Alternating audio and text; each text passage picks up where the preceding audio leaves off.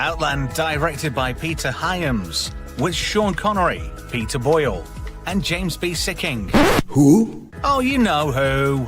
A federal marshal stationed at a mining colony on the Jupiter moon of Io uncovers a drug smuggling conspiracy. He gets no help from the workers or authorities when he finds himself a marked man. Think it over. And it's a belter of a film too. 1981, Peter Hyams, he wrote it, he directed it. It cost $14 million at the time, and it made $20 million back at the box office. So it barely broke even if you factor in the advertising campaigns that come with films. Joining me tonight on the channel is Mr. Phobos. Thank you very much for joining me tonight, matey. I really do appreciate it. Cheers, man. This is one of my favorite movies. It's the best science fiction movie that you haven't seen. It's one of the best ones. Hail to the chat as well. Hello to Franco. Hello to Trad Sweeney, Paul Dutch Dicko, Destron Solar, Manuel Griel, and anybody else who may be watching as well. Thank you for joining us. And it's going to be a bit of a belter, really, because I love this film. And I know you like this film as well. It's one of those slow burns. And when I say slow burn, yeah, it's fair enough. It's a remake of High Noon. Now, if you've seen High Noon from 1952, this is just basically High Noon set on Jupiter's moon Io. It's a very interesting story, and it's all about corruption, but we'll get to talk about that very, very shortly. Let's crack on with some slides. Whoa, now that's a cracking, impressive photo. I like that. And it explains to you in detail what's crack-a-lacking, Io, and how to pronounce it, third moon of Jupiter. And this is the Con-Am 27 station, mining titanium ore from the, obviously, below the surface of Io. And it's a very harsh, hostile environment. And I noticed in this film, they didn't tackle any sort of like issues of the radiation coming from Jupiter itself. Because Jupiter does chuck out quite a fair bit of radiation, which was picked up and proven by the Cassini probe a while back. Also, it's very volcanic on Io. It has the second largest volcano in the solar system. Do you know what the first one is, Phobos? What's the largest volcano in the solar system? Well, there's one on Mars that's pretty big. That's it, Olympus Mons. Now, did you know the movie was originally entitled Io, but people kept reading it as 10 or low? Or low. Yeah. So, you got to love it, haven't you? Somebody named Peter Hyams named this film quite literally for the place where it takes place. And nobody got it. Franco got it, who said Olympus Mons in the chat. Hello to Not Brian. Also Andrew Broadbent. Down and steady. It's down and safe, you ding-dong. Apparently that's become a euphemism for eating out, if you know what I mean. I hesitated because I thought you were asking about active volcanoes, and I don't believe Olympus Mons is active. And it's not now. Yeah, no, it hasn't been. Now, even though this movie didn't do well at the box office, it actually had an amazing per theater return, but it only ever saw limited release at 300 theaters back at a time when 1,500 was big for movies like Star Wars, Empire. So it never really had a chance, but it had a tremendous opening weekend. And yeah, I think reviews. that was down to the film being rejected by Fox, and Alan Ladd, when he set up the Ladd Company, decided to fund this film. And apparently Fox and Alan Ladd, even though Alan Ladd ran Fox for a time, there was a bit of rivalry going off there. So apparently a lot of theatres said, look, if you take this film on, you can't show our next big blockbuster. So there was a bit of underhanded blackmail going off. What a bitch move. Well, you know, that's how it works in Hollywood, isn't it? It's all politics and it's all about screwing somebody. I mean, I don't know which species is worse. You don't see them fucking each other over for a goddamn percentage, do you? Oh, that leads me to ask you a question. Do you see this movie as an Alien prequel or an Alien sequel? I think this complements it because even though it's not a Fox IP, This is very much... You can see where Hyams went and the production team went. They made this very Weyland-Yutani. Down and safe, Andrew. And everything so much down to the displays, it's very consistent with the Alien universe. It is indeed. Even like the tech... if you look at the tech and the med bay and stuff like that, it is all sort of in line with that universe. I mean, it would be easy to make an assertion that the Conam were a competing company to Weyland-Yutani. Yeah, Conam stands for Consolidated Amalgamate, by the way. It does. The one thing that pissed me off about this film, it's got so many different aspect ratios. It was originally filmed in 235:1 with a 240:1 aspect ratio, 220:1 for 70mm prints because of the it was filmed in 70mm for Intravision, and then you've got the 133:1 for 4:3 for early VHS release, and then there's 178:1 for early DVD releases, and because there was a slight offset from 16:9.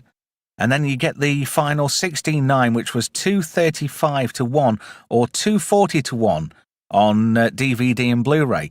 But I tell you something, these slides are a nightmare because they didn't fit correctly into the aspect ratio that StreamYard likes. So I had to do a bit of fiddling around. But thank you very much to Not Brian for producing the slides initially. I had to do a bit of tweaking, but we got there in the end. Also, thank you to Graham. I don't know if he's about somewhere for doing the research. Some great info, and we'll get through a few bits and bobs. So anyway, this is the Conam 27 station. Lots of people working. And do you know who that is? Anybody want to have a guess who that is?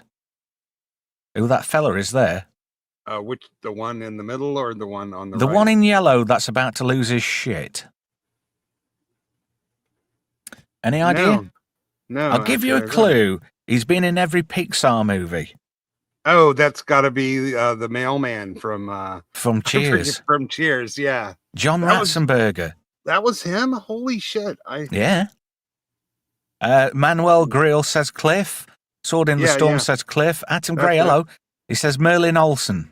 Who's that? Clavin, yeah. Who's Merlin Olsen? I don't get that one. I have no idea. This isn't the first time you had to deal with shitty aspect ratios for your slides, is it? True. I think you had to do that 2 weeks ago. Yeah. I'm always having to do it, to be fair. And this film used the Intravision system, which was front projection process that allowed filmmakers to view a finished composite of live action and plate photography through the camera's viewfinder on set in real time. And it wasn't really used on many films, to be fair, but films of note include Raiders of the Lost Ark, Army of Darkness, The Fugitive, and Fearless. So it didn't really get too much of a push, but I like it. Well, it came out at the wrong time. This is sort of the 80s version of the Stagecraft, the volume. But the results here are much better than the crap that we see with the volume. Yeah. Do you know how they got the front projection screens to work? This is go on. This should be interesting. They used a material called Scotch-Lite.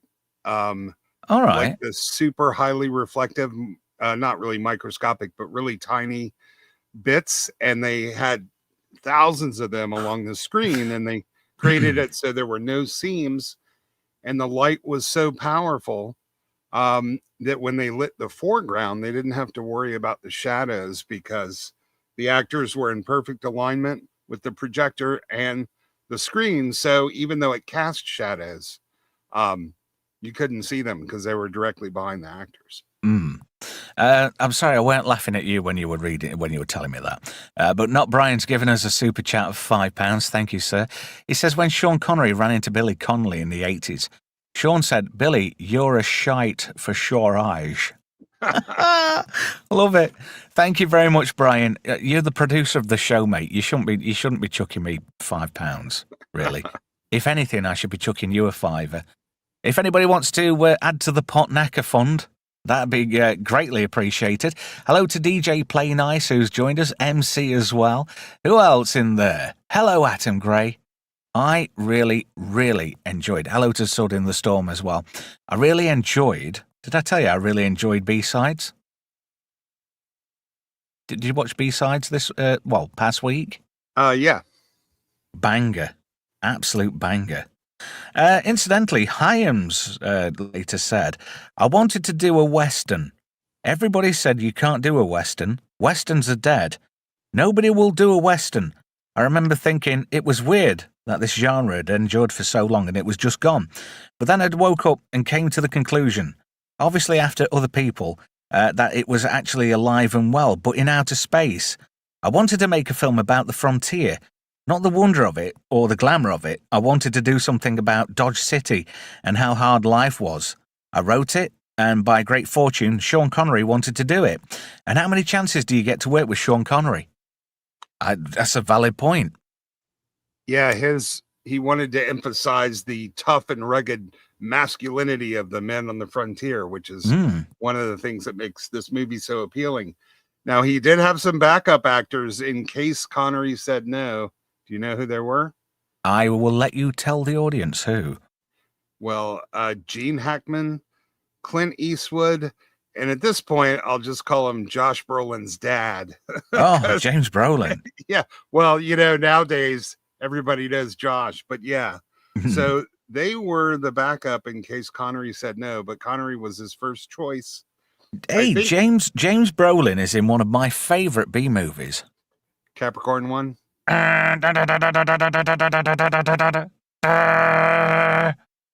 No? Not picking up on it. The Car. Oh. Oh, come on. Surely you've seen The Car. Yeah, but that's maybe a B- movie. I don't know. What? It's a solid B. What are you talking about? I don't think I've seen it since it came out, though. Man, you're missing a treat. I love that film. It's got Ronnie Cox in it as well. Well, I can always go back and give it a rewatch because some of give these it a movies, re-rub. I mean, I watched this one, I think, last year, but some movies I haven't seen since they came out, in the 70s and 80s. So. I was thinking about doing a video-only thing called Solid Bs, where I pick a solid B movie and talk about it, a modern B, like from either the late 60s through to today. But there's too many coming out these days, so I was going to limit it to, late 60s through to 2000. But I think I might do an odd stream once a month. If you're up for that, we could do The Car. Oh, that could be cool. Whenever I thought about it, I just ended up watching Christine. But Christine's shite. I'm not. Well, I don't think I'm going to be watching it much anymore. And then there is do you remember the name of Steven Spielberg's first movie? I think it was his first. It was definitely early. Well, I'm guessing it's pre-Jaws. Oh yeah. It's called Duel. Oh, is yeah. Is it Duel or Duel? Duel. With Jim Thingamabob out of Gentle Ben. He played McLeod. What was his name? Jim... Dennis Weaver. That's it, Dennis Weaver. Nothing to do with Jim at all. But... No, actually, I love Dennis Weaver, and I love the show McLeod, man. It's really... McLeod really I used to love that. That was unmissable. It had a very limited run. It was in reruns at one time on Sundays on ITV, because we only had 3 channels at one time. Then we had 4, then 5. And then deregulation came along, and then there's shitloads of channels. But that used to come on Channel 3, which was ITV, on a Sunday afternoon. And that was unmissable. I love that. And I like Duel as well. I forgot Spielberg did that. So anyway, here's Cliff losing his shit. He's seeing spiders inside of his suit. As you do. But there's a bit of something going off because there's been a spate of weird deaths, right? So there's an underlying reason why people are losing their shit, basically. But it boils down to a thing called stimulant psychosis. So that might give you a bit of a clue. So can you tell it's Cliff now without the tash? Honestly, he's too young looking. I mean, I can tell, Yeah, but because he's got no tash. I wouldn't even know if I would recognize him just from that photo. This would have been around actually, it'd have been Superman, wouldn't it, in 1978? Because he was in that too, wasn't he? The guy who was pushing the button on the nukes, the nukes they were testing. Oh, the one trying to abort and it wasn't working? Yeah, that was him. Atom Gray says Duel holds up. It fucking well does, you're right. Oh, yeah, Sword in the Storm says he's got English teeth. Fuck off. Not all English people have got bad teeth. Well, anyway, he pulls his air supply out, not the group, and he experiences explosive decompression inside his own suit. You see, it looks a bit red there. I would have shown you the picture where his face swells up and explodes, but it's a bit too grim. And he ends up dropping to his death. And look, there's James B. Sicking there. Did you like my little explanation as to who he was in the intro? I always think of him from Hill Street Blues. Yes. Even before Star Trek, but didn't he smoke a pipe in Hill Street Blues?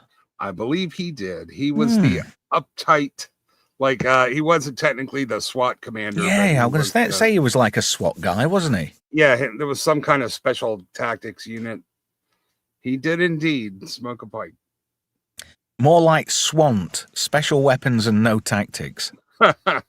So we get our first look at Sean Connery. He plays William T. O'Niel, the new marshal of Conam 27. Apparently these guys get toured around, and that's his Sergeant Montone, played by James B. Sicking, who I always liked. This is his wife Carol and his son Paul. Carol's a bit like, oh God, this place is a shithole. And well, she's secretly depressed. Well, it is. So she's secretly depressed because she's got nothing to do. She sits in there all day and with his lad. And I like the bit where it says, 7 pages of mash homework. See, he said maths instead of math.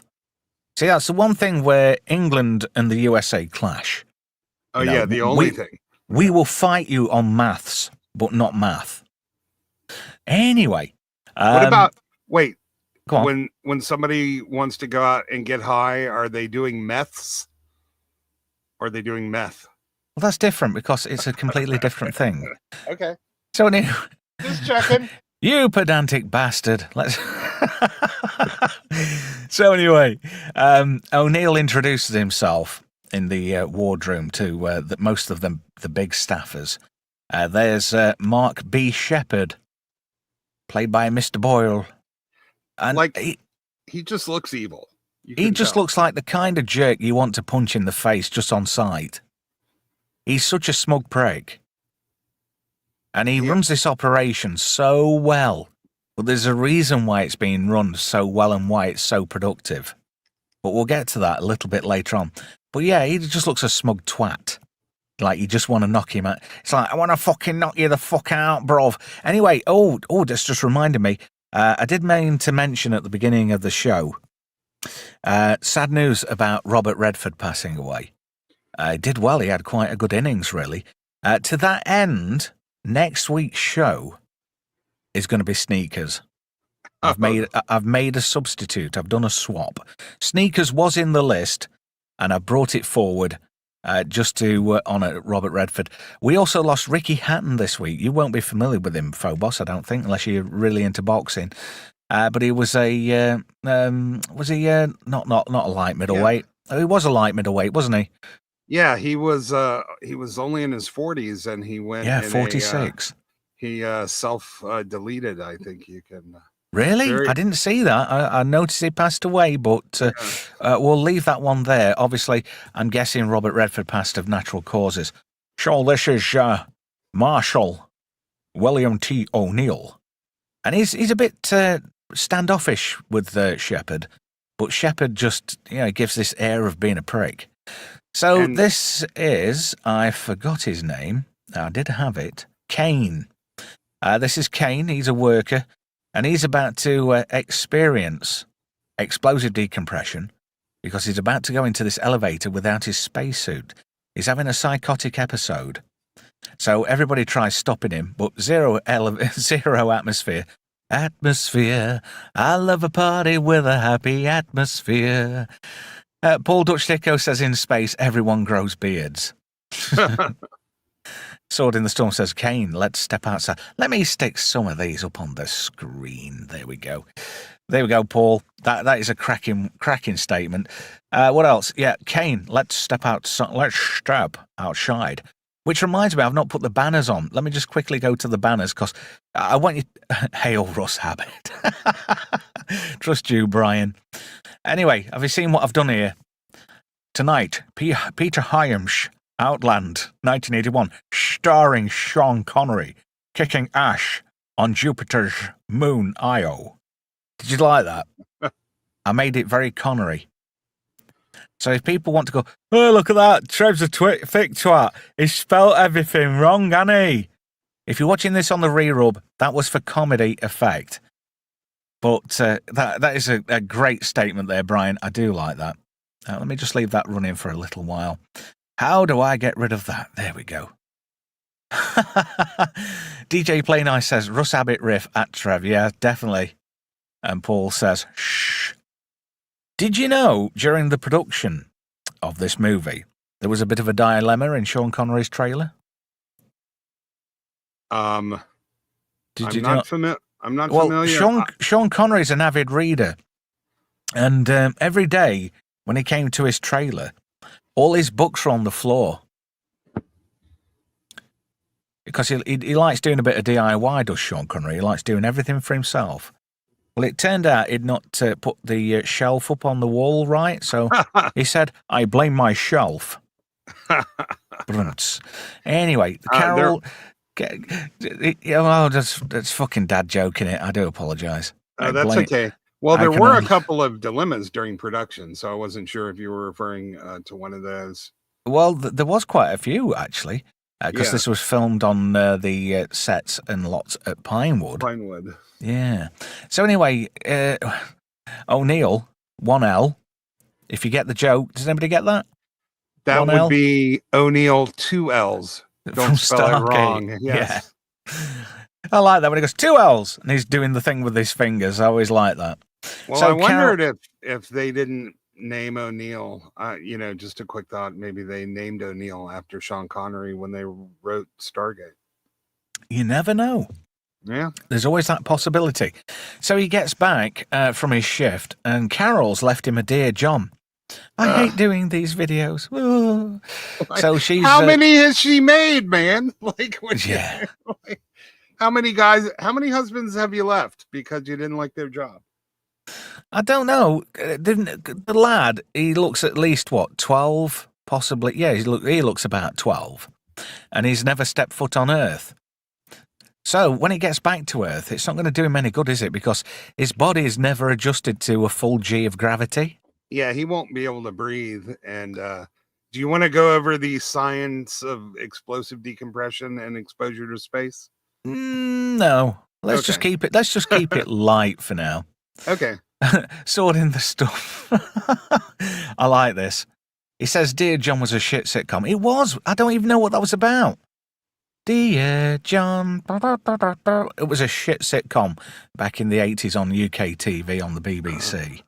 I've not heard of that. Not missing anything. What's this? Brian says, Russ Abbott's greatest party hits, 2-pack audio cassette, free with 4 pot knackers. Proof of purchase required. Oh dear. Would that be the Bombay Biker Bollock or the Eggy Cleft? I don't know. It's usually the flavours what don't sell. As the token Yank in this panel, was that English? Yeah, pretty much. Okay, just checking. So anyway, he's not impressed. Carol. No. So this is Montone, O'Niel's sergeant, played by James B. Sicking, who later went on to play that dude in Hill Street Blues that we were talking about earlier, and also Captain Styles, the test captain of the NCC, NX 2000, the Excelsior, I love that ship. Look at that. That screams of Nostromo, doesn't it? The Nostromo Yeah, Bridge. absolutely. So it fits in that universe. Thank you to Yeah. Gav for buying a super sticker for $1.49. Cheers, buddy. Appreciate that.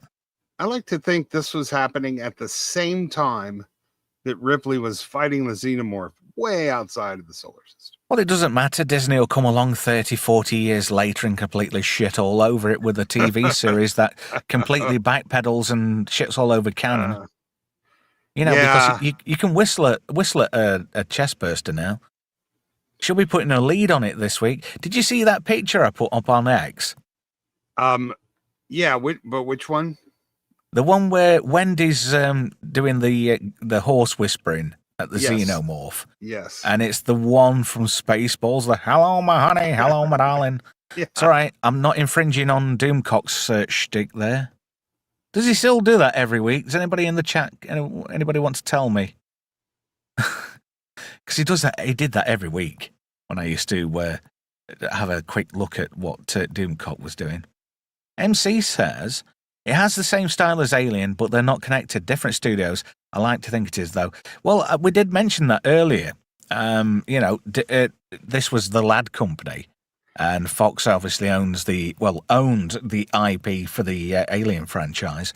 Yeah, they're actually the same owner now, and if Disney can change the fucking canon, then so can I. Well, yeah, this is it. Well, that just reeks of the Nostromo Bridge. So anyway, this is Dr. Is it Marion, if I remember right? Marion Lazarus. She's a bit of a hard ass. Cranky one, yeah. Yeah, she's a hard ass. But they have a bit of banter, doesn't he? She says something to him like, I'm the fucking doctor and I'll kick your ass. And he's like, well, I'm the fucking marshal. I'll slap you, bitch. So he doesn't take no shit, does he, O'Niel? So later on, this guy, he's purchased some of this stuff. And we get to find out later it's a kind of amphetamine, like an amphetamine on amphetamine. It makes meth look like what's the most inoffensive medicine they do in America? I would Tylenol maybe, or it makes crystal meth look like Tylenol. This is polydichloric euthymol. And there we go. And go on. It was they used the exact same compound in Terminator 2 Judgment Day, which was polydichloric ethanol, as the explosive that they used to destroy Miles Dyson's lab. Well, it must be good shit then. Yeah, I'll say. So Montone brings O'Niel a bit of food. He's like, yeah, stop sulking, bitch. Get over it.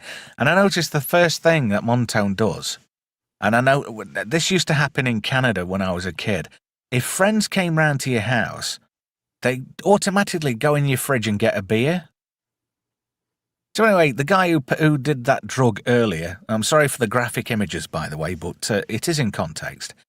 He has one of these psychotic episodes because the reason why things are going so well on Conam 27 is because these workers have been taking this drug and it makes a 12-hour shift like 2 minutes for these guys.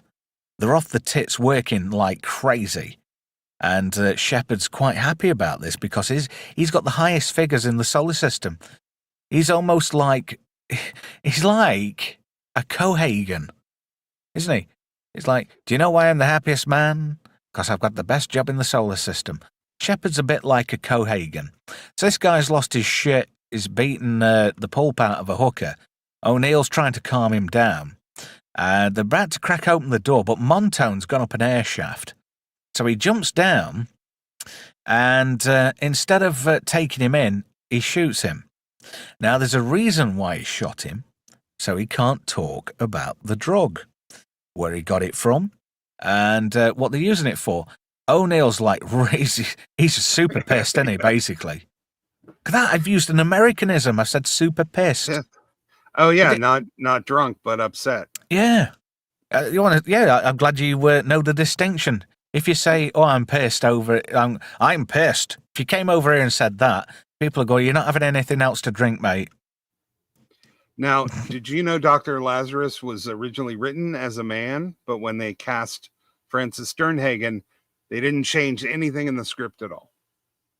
Yeah. Yeah. I Hello, think Tash and Prism, who's just joined us. I Yeah, think Carol. she's a proper hard ass, isn't she? Don't take no shit either. No, and she's a really good actress. I think Carol O'Connor was originally supposed to Oh no, what I he don't was think. thinking for the role, but No. or Carol's. I don't know. I'll have to. That's a light one, but yes, it was definitely originally a man because this was high noon in Dodge City, and when he Mm, wrote the original script, it was a western, and they didn't have women doctors back then. no. But O'Neill's going through all the little morgy bits, and they're tiny. They don't. That's as far as they go. That's how big they are. So when you die on one of these places, they can pack you down, so they can Take out all the jettison. water. Yeah, yeah. Yeah, they basically like shrink you down. Yep. Basically become like a pot knacker. Like in Star Trek when they turned them into cubes, little Do you know, polyhedrons. I sent somebody something this week, and do you know what I put as their last name? I put I Potnacker on it. I put Potnacker on the. Yeah. Anyway, no, that is sh- that's an Nostromo med bay if I've isn't ever it? seen one. Yeah, yeah. All you need is that sort of Ridley Scott, that ooh, that sound Well, effect in the background. the same guy did the score, and there are some very Oh yeah, similar musical motifs. there is Jerry Goldsmith. In fact, he did sort of 3 scary movies in a row: Alien, Mm-hmm. this movie, and Poltergeist, and they all share some similar musical motifs, obviously, because it was all Jerry who's Yeah, a lot of the the logos are they're very close in nature, which yeah. also adds to this when O'Neill goes into the storage bays because he's looking because he says where's all the bodies and Dr. Lazarus says well we kind of shrink them down a little bit and bag them and tag them and then they get jettisoned in space. So O'Neill goes to find a body. Yes. I like a bit of necrophilia. Oh, yes. You turned them into a cube. Yes. I don't know who the suspect is, but I'm going to bum him. And it says to be jettisoned. So he goes and takes a blood sample from this guy. I forgot his name. I think it's Anton, if I remember right. I don't give a shit, to be fair. So Dr. Lazarus takes a sample.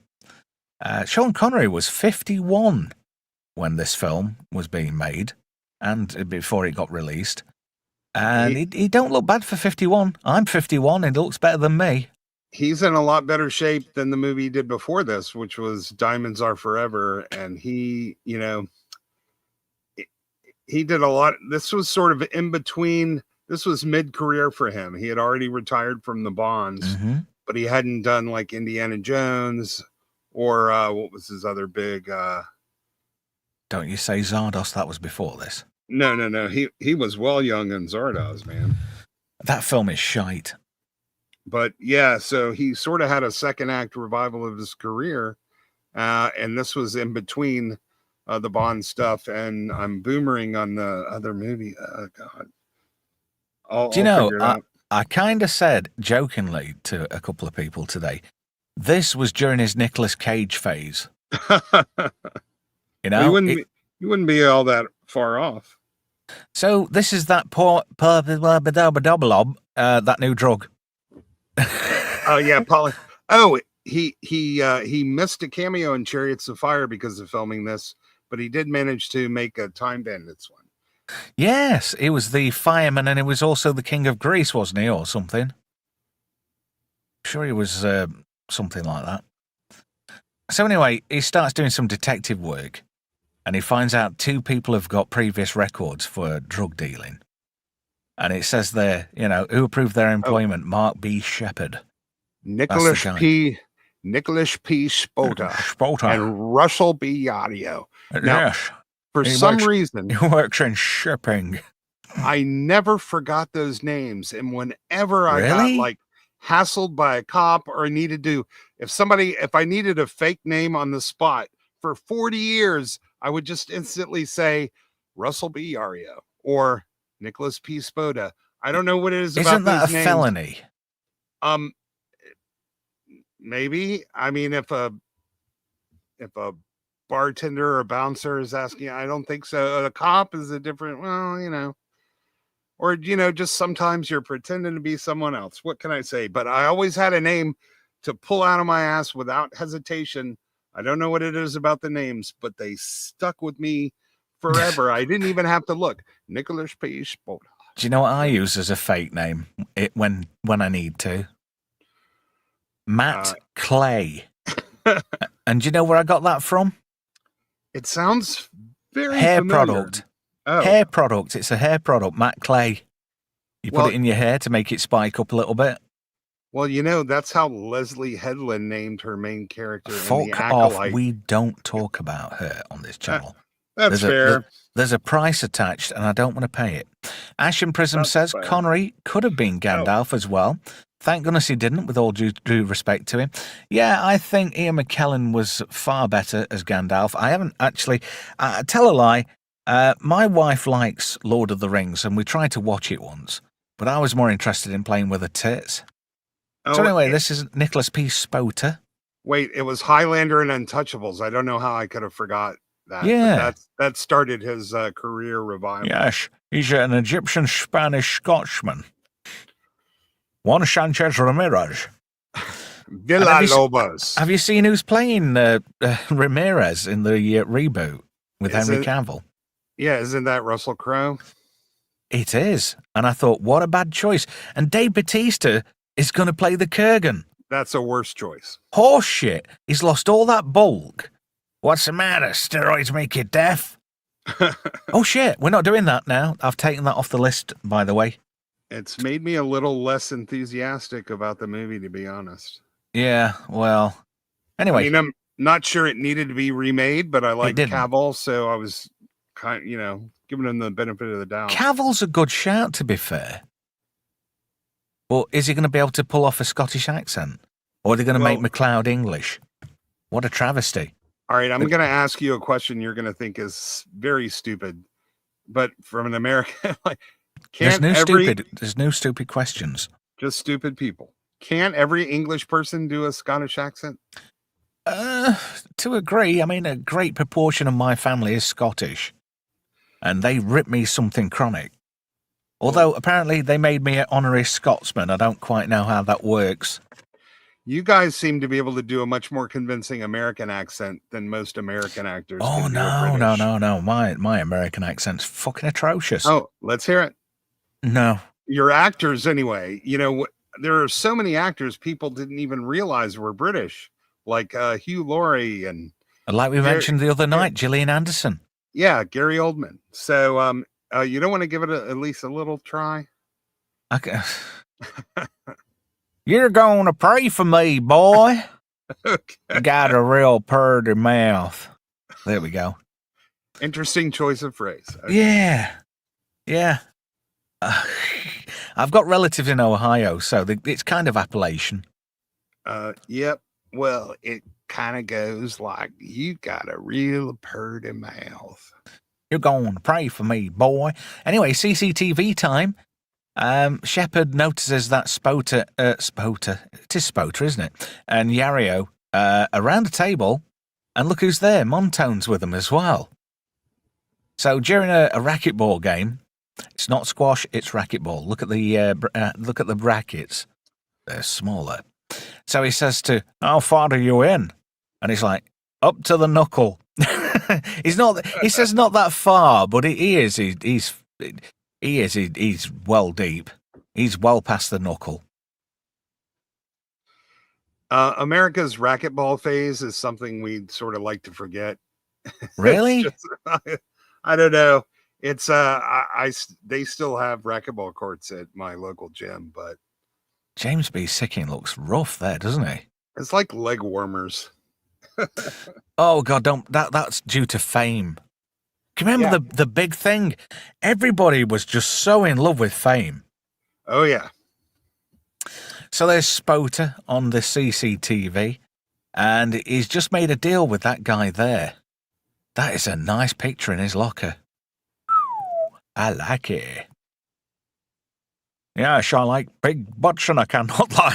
Can you imagine Sean Connery does Snoop Dogg?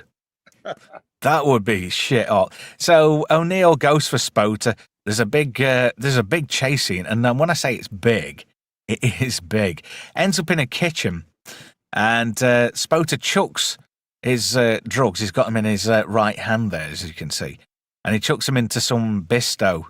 Do you know what bisto is? I bet you don't, do you, Phobos? By the context, I'm gonna guess some kind of stew. It's gravy. See, we love gravy over here. What you guys call gravy, the white stuff, it's like, what the fuck? It's just I don't know, it's a cultural thing. Anyway, he drops it in there, he gets it out, burns his hand, and then this guy says, "You've had your chips, Connery." And he tries to stick his head in it. Sorry, French fries. There we go. You don't call them chips, do you? Because chips are crisps. Yes. Weird, that. And crisps are nothing. And when you have hot dogs, don't you get crisps with your hot dogs in America? Well, because they're such an informal food, there tends to be something pre-made in a bag. And yeah, there'll be sun chips or potato chips or something. Yeah, but we don't have anything that we call crisps here. Yeah, potato chips. There's no direct comparison. Right. Sword in the Storm says, white gravy, what the fuck? Yeah, your biscuits and gravy. It's like a sausage gravy, isn't it? It's a white gravy. Right, but not your biscuits. Our biscuits. Your biscuits are cookies. So well, it's funny that, because I've tried both, having sampled both cultures. Scones are actually a savoury thing. I mean, we have cheese scones, which are, I don't know, biscuits are a lot lighter than a scone. Oh yeah, and so, they're not sweet unless you put marmalade or marmalade. Ooh, and listen, I love this. Just moving swiftly on, because we me and you. we could be on about this all night. We could rattle on, but I haven't got that luxury, to be fair. I've got to be up early doors. So Connery takes some shots at Spota and makes him he comes out with a line that predates RoboCop by 6 years. Think it over. And I thought, that is so cool. That's where the line came from. So Spota yields, ends up in a zero-G cell. And he's like, yes, you can either tell us what we want to know or float around in here. Your man could go crazy. Literally crazy. So he goes to see Shepard, and Shepard's just so he's like, I'm the daddy around here. And he kind of lets O'Niel know, and he goes, how much do you want? That's the first thing he says. How much do you want? He doesn't even pretend to hide the fact that he's a corrupt shit. No. Yeah. He's just a corrupt, fat piece of shit. The implication being every other federal marshal who's come through there has been easily bought. Yeah. So O'Niel goes back, and Spota's worse for wear. Then he finds Montone in a locker. And then the guy from Daryl Hall, from Hall & Oates, tries to garrote him. The funny thing is, though, he's wearing a neck guard. He went in there purposely, and he was wearing a neck guard. He just pretended to be Sparkoed. And then he beats the shit out of Daryl Hall. And if you look at that big slab of meat, it's for the general manager, which is Shepard. And inside there is a shit ton of these drugs. Look at that. He gets a full cow. Holy cow, man. Well, he gets a bonus too, but yeah, all those drugs. This is supposed to show us, how smart and tactically clever our lawman is. He is like old school instead of presumably the younger marshals who have come by and were easily bribed. Yeah, it's a thing about that. A lot of corruption in society. And he says, oh, you think you're a smart fucker, don't you? And he went, yes, I think I do. I've got all your drugs, by the way. I flushed them down the toilet. And he says, you're a dead man. You do know that, don't you? And I could have gone a bit deeper with this because I took some great screenshots, but Brian beat me to it. Inside those boxes there are a whole bunch of lasers and fiber optics. Now, the only way to communicate effectively in space and handle all that data would be through the use of lasers, which C-beams apparently were. I did a bit of digging, into Blade Runner. C-beams that were actually light beams. They were laser light. Tight beam communications using lasers. Well, that makes sense. They'd call them C beams because C is the speed Light, of light. yeah. I did not know that. But apparently they get transferred through the Tannhauser Gate. There we go. That's why you could see C-beams. Presumably, it could also stand for communication beams, though. No, it was C as in speed of light. It was a reference to a physics reference, but it's still a good shout, really. So anyway, O'Niel gets into the communication systems, and obviously he says long distance one. What's the location? And it's the space station. So he looks at the message, and Shepard's put a hit out on O'Niel. And then we get a timer on the screen. This is how long before the shuttle gets from the space station around Jupiter. It takes 50 hours flight time from the other side of Jupiter, where the space station is. It's a big old planet, man. Yeah. Technically, it's a brown dwarf. It's a failed star. Most gas giants are. I mean, if it's good enough for the monoliths to turn into another sun, then hey-ho, who am I to complain? Okay, moving swiftly on. So this is the new guy, which I'll call Richard Pryor stunt double. It's Ballard, isn't it? Ballard, yeah. Ballard, yeah. So he's the new sergeant for O'Niel, but he's a crooked shit too. He says, can I count on you? And he's like, no, man, I got 5 kids to feed. So O'Niel goes and has a game of racquetball by himself. And then he fills Lazarus in as to what's crack-a-lacking. And this is the slow burn, but the tension is palpable. 20 hours before the shuttle gets in. So O'Niel starts prepping ahead. These are interconnecting joints between sections of the habitat. They're like walkways. So he's doing a bit of fiddling around. And now we've got 10 hours to go. O'Neill's trying to kill a bit of time. Looks at that message again. No, actually, Carol communicates to him in person, and he hides it. And then we get to this point here, an hour and 32 minutes before the shuttle gets in. So he hides a pew-pew in one of these, hatch things. But Shepard says he's got a man on the inside. And the weird thing is, he doesn't realise he's being watched on his own CCTV by somebody. So somebody's watching him put guns and stuff in secret locations. But bad news for O'Niel, the shuttle's arrived early with 42.5 minutes to spare. So he goes into the wardroom and tries to rally a bit of support, and nobody's prepared to help him at all. One guy says, well, you're here to protect us. So Shepard goes into the leisure club. And just at that moment, this is very reminiscent of the Nostromo landing on LV-426. Did you notice that? Yeah, and I do want to point out how beautiful all the models were. I believe it was John Steers did the model work for this movie. It was indeed, yeah. And seeing this in the theater when it came out, remember, just a few years from Star Wars, this was just a magnificent experience to see. A lot of people said it had got a cheap feel to it, but I tend to disagree. So all the new workers on a different rotation are disembarking, but these two guys hold back, and they start assembling some pew-pews. Now this guy, he thinks he's some kind of sharp shit. Apparently these are the best. Yeah, it has a realistic feel. It didn't look cheap. I think it's pretty comparable to Alien. Yeah, true. I want to just point out something. Yeah, there's a few scope images. But in light of recent events, I don't want people to think I'm being tactless by, showing this kind of stuff. I did stick a big disclaimer at the beginning of the video. These shots are in context. So O'Niel goes for his pew-pew, and it's fucking gone. I wonder who's pinched that. I wouldn't like to say any stereotypes, but at this point in the movie, have they shown him suiting up yet, Ballard? No. That comes a little bit later on, doesn't it? So anyway, O'Neill's took a shot to the arm. Lazarus is a bit concerned. These guys who would remain unnamed, really. They're unnamed shooters. guns for hire. That's why we get the whole high noon stuff.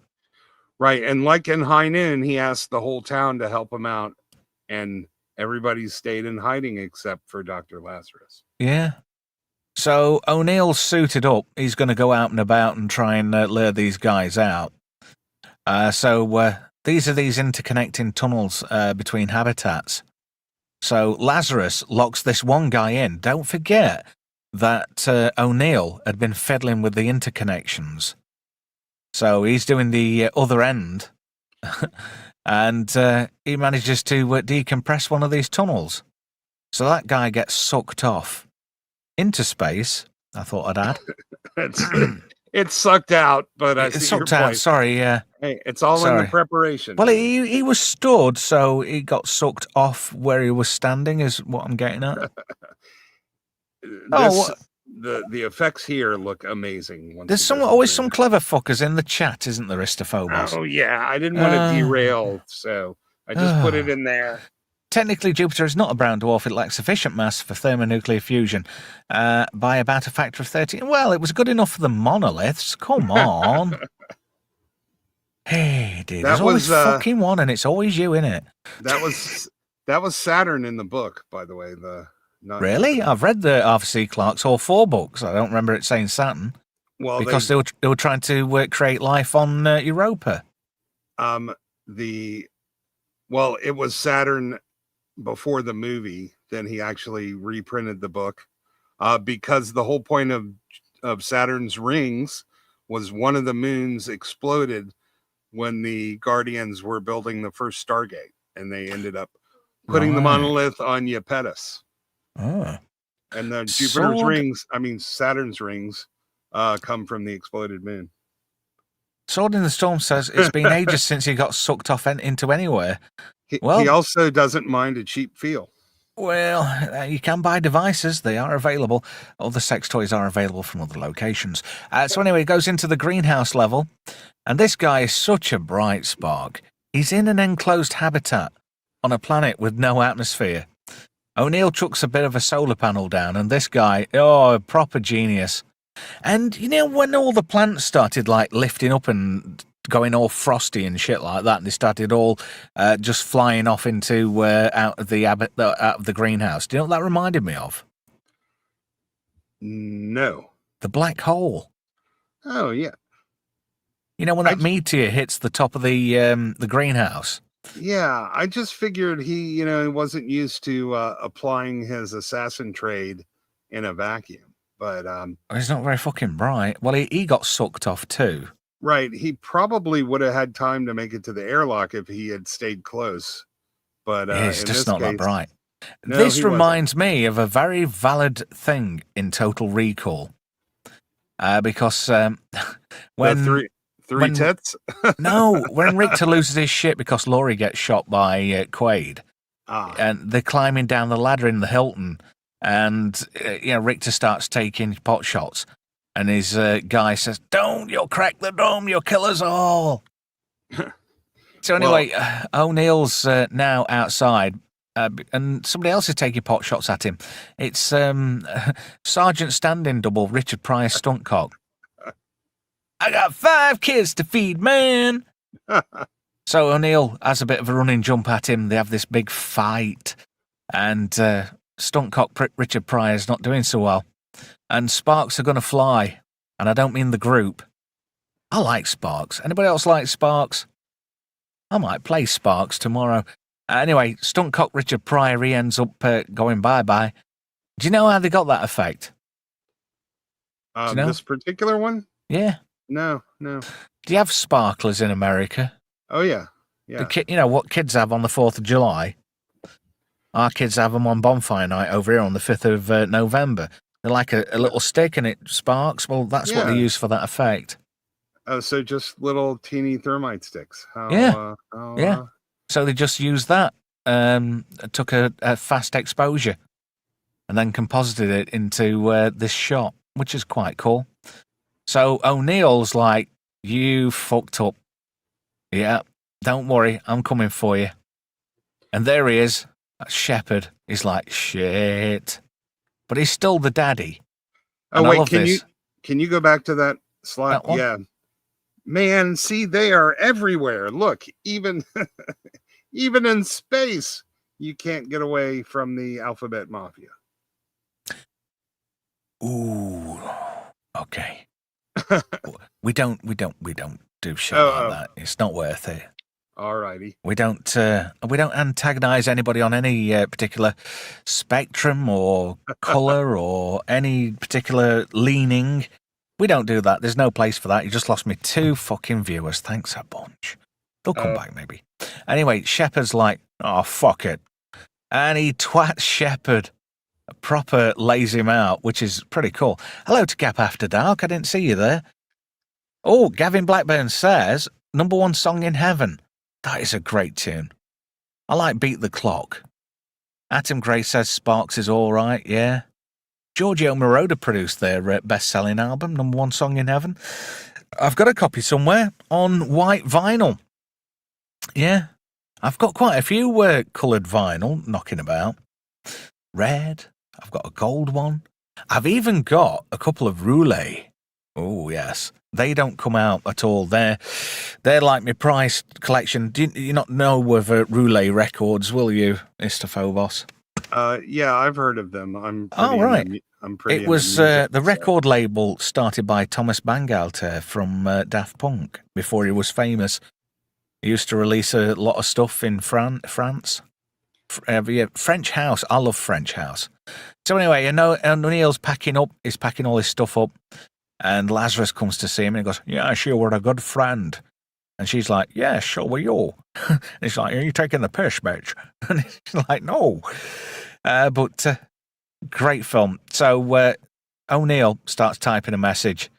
And then this is the closing scene. Message to O'Neill, Carol G. from O'Neill, WT, William T. They're all William T's, aren't they? William T. Riker.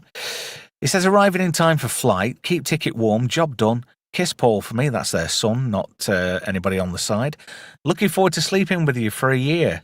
Wow, you must have some stamina. O'Neill, WT, and transmission. He kind of wraps it up like Ripley wraps up Alien. Funny that.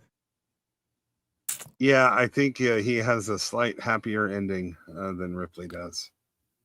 With your current avatar, I'm sure there'll be plenty of people having happy endings for themselves. You had to stick a fruity fucking picture on, didn't you, dirty bastard?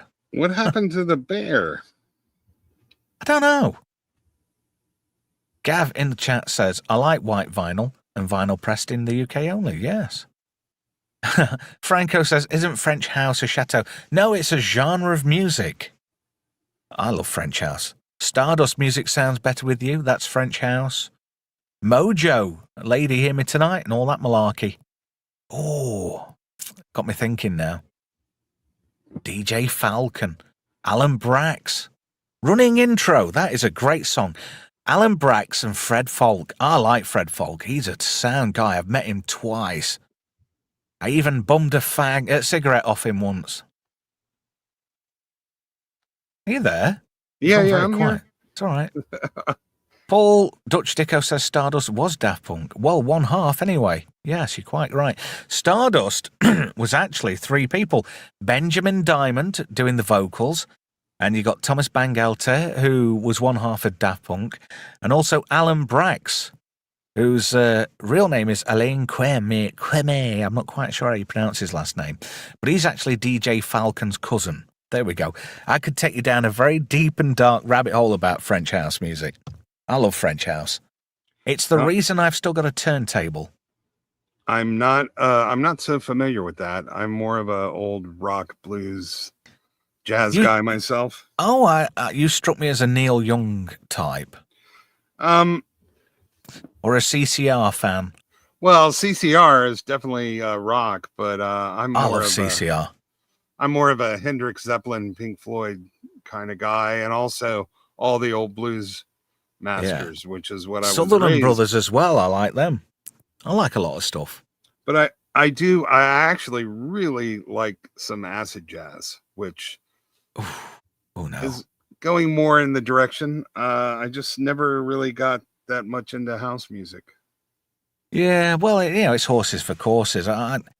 My parents were like big on Elvis and Shawaddy Waddy. I don't know if that was a thing in America. Shawaddy Waddy, ever hear of them?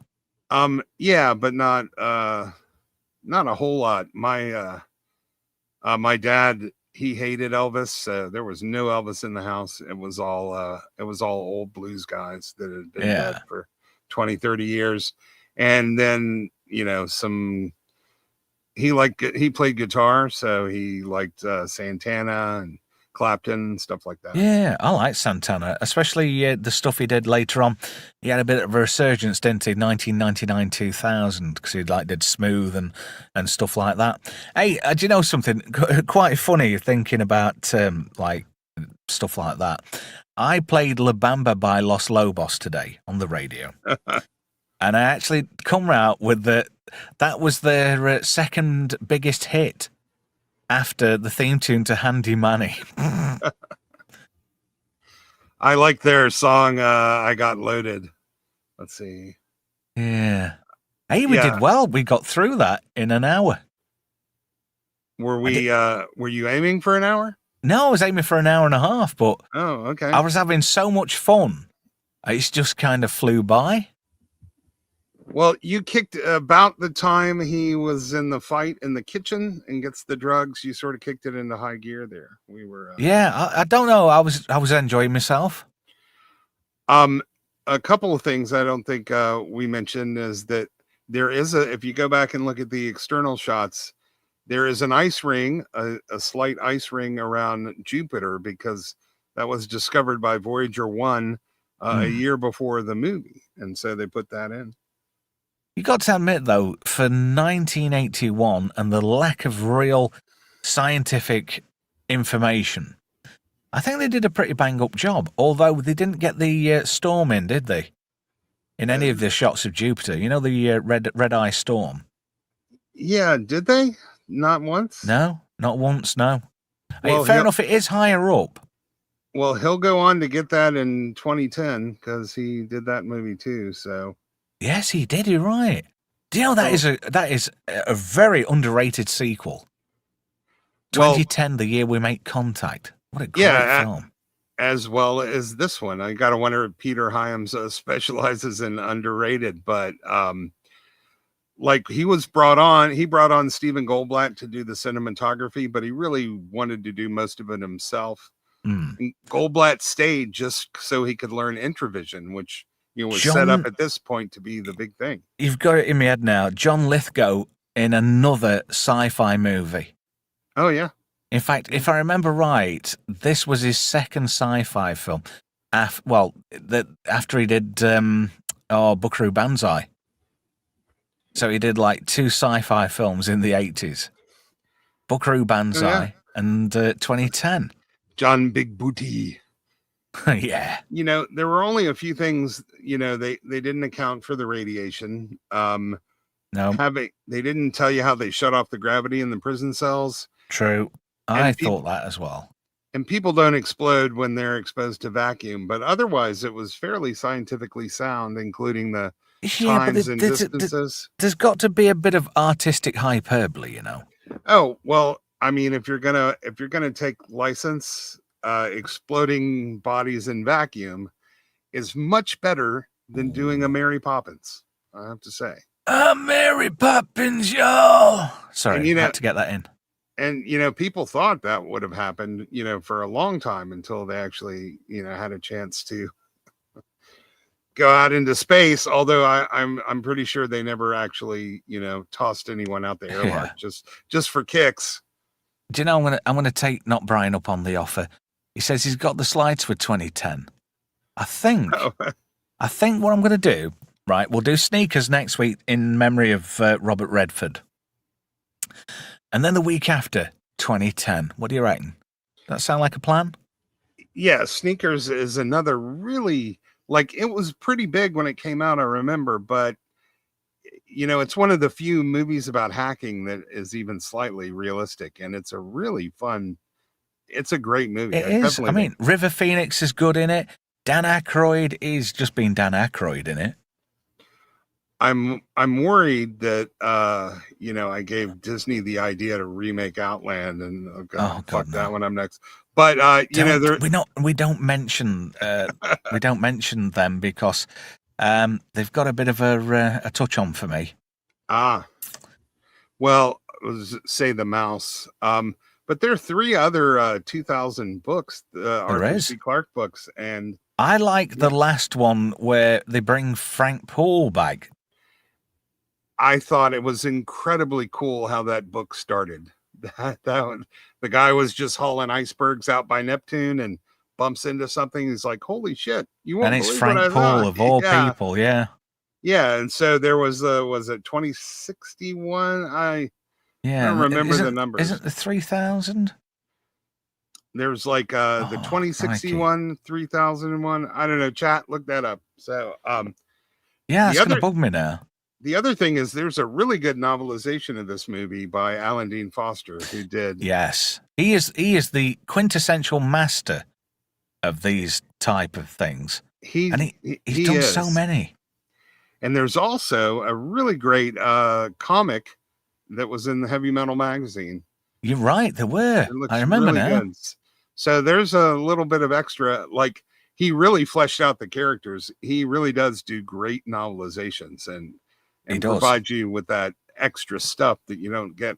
I'm not sure if he did the Black Hole or not, but that was another great novelization of movies.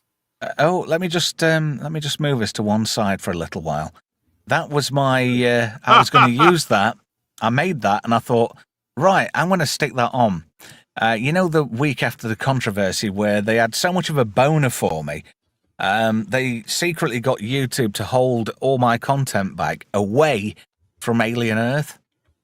So I thought I'd do this. It doesn't technically break any copyrights or whatnot.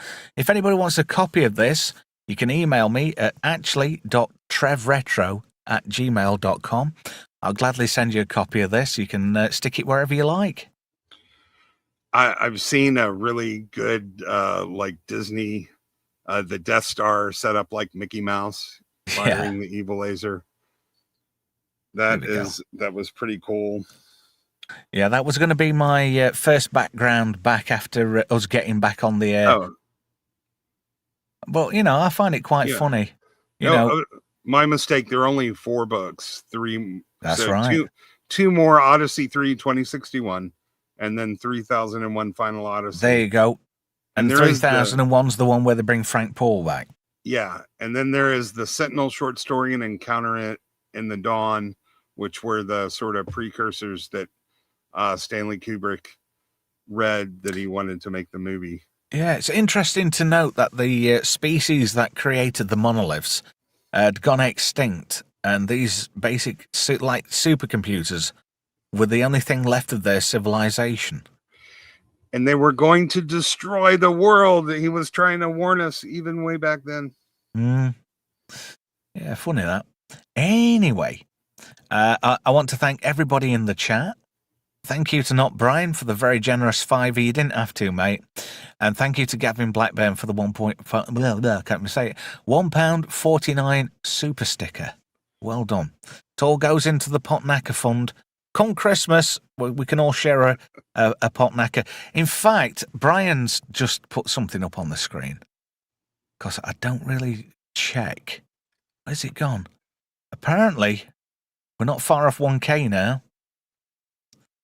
We're at 942 subs. I did not know that. Do you know, I never check. Cool. I never check that. Close. I never check it. I go in and I look at stuff. 943 now, so thank you to the new sub who's just joined us. We've had some great numbers on the channel tonight too. I'm quite impressed. So thank you. I'm bowled over. I mean, we only started this, was it 9th of January, I think? So that's not bad going, I don't think. We had a good audience today too. I know. Well impressed. Thank you to everybody that joined me. And I think at 1K, I'm going to do a giveaway. I'm going to give away a full case of Potnacker. Oh shit! I put that back up on the screen by accident. Yeah, a full case of Potnacker. Although I thought you were going to say baby oil. Oh no! I wouldn't do anything like that. No. let me ask you a question. And, you don't have to give me an honest answer. You can allude to the truth. Have you ever been to a strip club?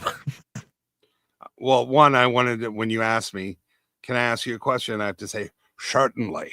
Certainly. And I used to actually work at a strip club. So really, let me guess, you were a DJ or a bouncer? A bouncer, yeah. I don't know. Oh, are you a big lad? Are you a burly chap? In my youth, I was fairly imposing. I don't want to say you don't really need a DJ in a strip club. You just need a jukebox that plays Bob Seger. But see, I've led a very sheltered life. I've never been in a strip club. No, never. I've never done anything like that. Listen, I used to drink a lot. I needed a job that allowed me to drink and to not have to pay for it, and also make a little bit of money. Were there any just you don't have to tell us me in the chat the truth, but have you had any perks of the job, shall we say? Have I slept with any strippers? Well, like a freebie? Yeah. You lucky bastard. Free lap dances all the time, but it's really. Yeah, sometimes you give them a ride home, give them a walk home. You make friends with all the girls, but like the actual what's happening in the club, it's all about separating guys from their money. You're glued into the scam. It's not very sexy, and it's not, you're just kind of watching all these guys get taken for a ride. It's all ka-ching, isn't it, really? Right, exploitation of horny men. Yeah, but I've had a stripper girlfriend or two, sure. Lucky bastard. Paul Dutch Dicko says, sorry, World of Sport. Well, I don't do that. I've noticed the whole World of Sport and wrench. I haven't been doing that. But Paul Dutch Dicko says, when you get to 1K, will you still talk to us? Of course I will. Yeah. I'm not going nowhere. It's not going to my head either, because I have got a very stern network. And that be not Brian and Melv. If I start getting like a dick, like some people do when they get channels, they are to tell me immediately so I can rectify the situation, because I don't want to be like that, I don't think you'll get a big head and forget where you came from. Hey, I don't want to. I do want to add, I don't think most strippers would be considered quality catches, but I did in the 80s. I knew a very beautiful Latino stripper who had to be the only one who genuinely liked Star Trek. Nice. So she's a keeper, dude. I held on to that one for a while, yes. Lucky bastard. Destron says, I'll tell you too. I bet you bloody will. Still not too big to have a smacked arse, dude. He's 27 now and he's a big lad, but I could still kick his ass. I could still, a dad should never lose the ability to be able to kick his own kid's ass. But sorry, he's a man full grown now. It's all mental, man. I until the day my dad died, I was terrified of him. I'm not like that. I'm firm but fair. Yeah, me too. But my dad was a little, they were still doing the corporal punishment, but nothing like he got from his parents, like hickory switches and belts. And I'm just saying, I always respected my dad, and I had, I ended up being bigger and taller than him, but I don't think I could have taken him just because psychologically, he would have had me beat. Yeah, you shouldn't get like that with people. No, anyway. It was never hostile. I used to play music with my dad, and we had a lot of fun. Sword in the Storm says he thinks you're secretly you worked at the Chippendales. I read an interesting story years back in a newspaper here. It might have been The Sport, I'm not quite sure, but the Chippendales got sued because one of the male strippers threw his underwear into the crowd and it hit this lady in the face. And a couple of weeks later, it turned out she got crabs in her eyebrows. Oh, shit. That is so funny. You just comb those out and keep going. I was actually a rugby player in the United States. We have a fairly robust... it's called American football, or just football where you are. No, it was rugby union rugby.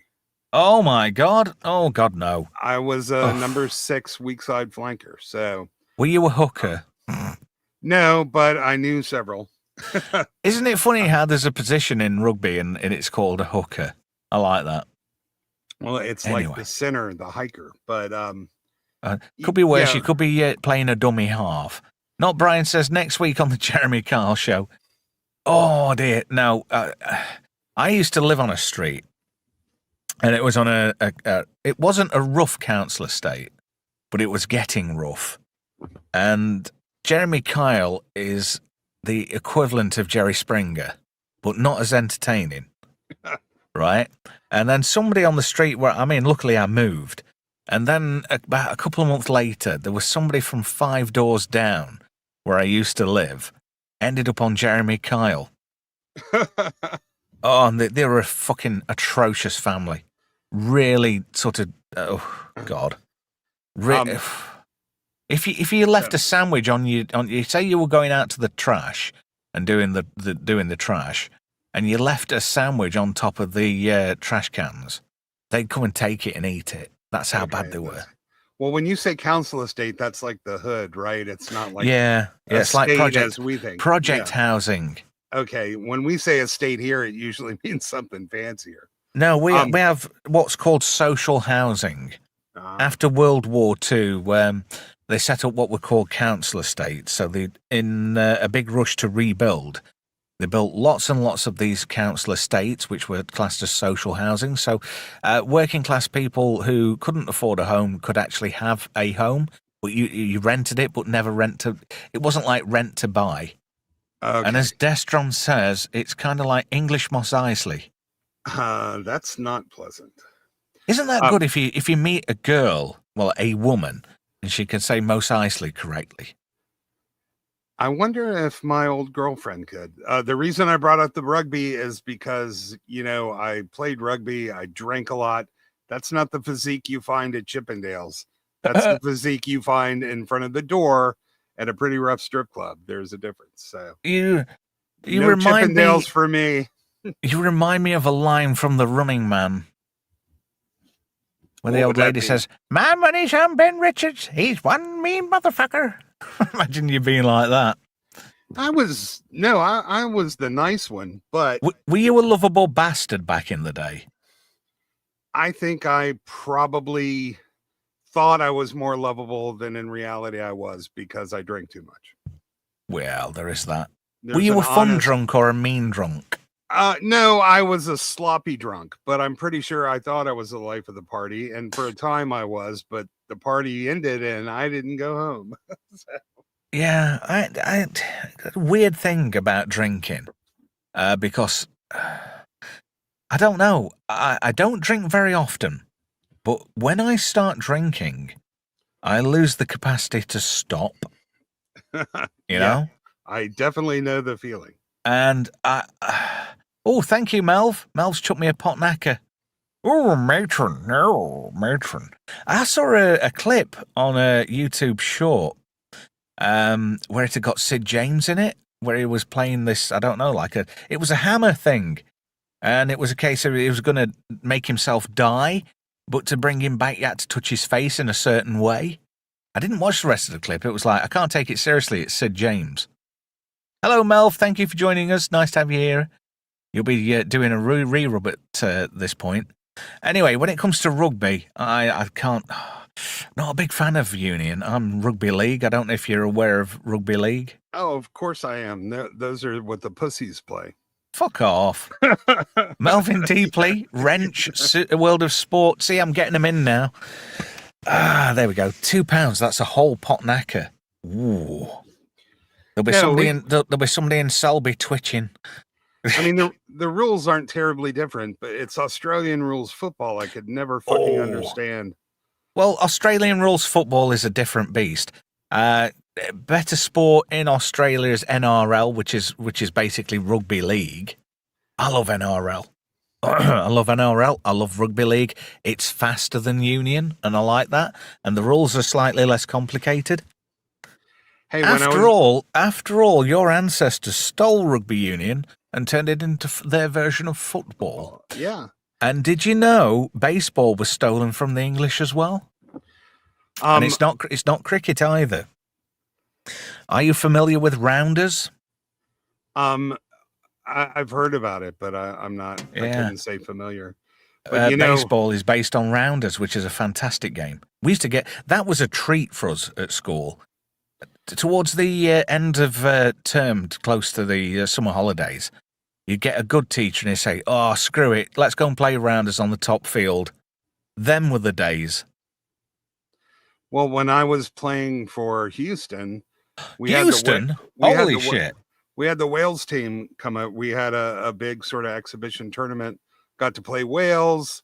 They were like red and blue. This was a long time ago, and I've had many solid hits to the head since. But yeah, Wales and I believe Yorkshire had a team. Yeah, but see, thing is, Union's more of a southern game in England. You know? We're all there. Nice gentlemen. You have to watch the Welsh team, you know. They like to put their hands in strange places. Well, it didn't rugby start in Cardiff? Isn't that where it was invented? I don't know. But Yeah, I didn't. So. My Welsh accent was terrible. I turned into the guy from League of Gentlemen. We'll have no trouble. This is a local shop for local people. Did you ever get League of Gentlemen in the States? Oh, yeah. I was saying just put extra vowels in everywhere and it'll sound Welsh. Yeah. I don't know. A Welsh accent. There's two accents I find really horny. And that's like a soft Welsh accent from a young, attractive dolly lady.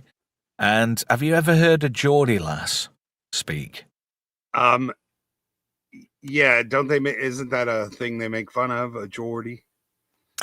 I don't know, but I mean, I used to live in Newcastle for a short time. I had about 6 or 7 months living there. I had a gig up there for a while. And it was a fantastic area, and I'm not joking.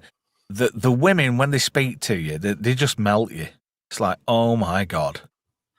Well, isn't there the expression Geordie girl? Isn't that a thing? Not really. Is Tom Jones Welsh? He's Welsh, definitely Welsh. Yeah, he pulls do a search for Jill Halfpenny.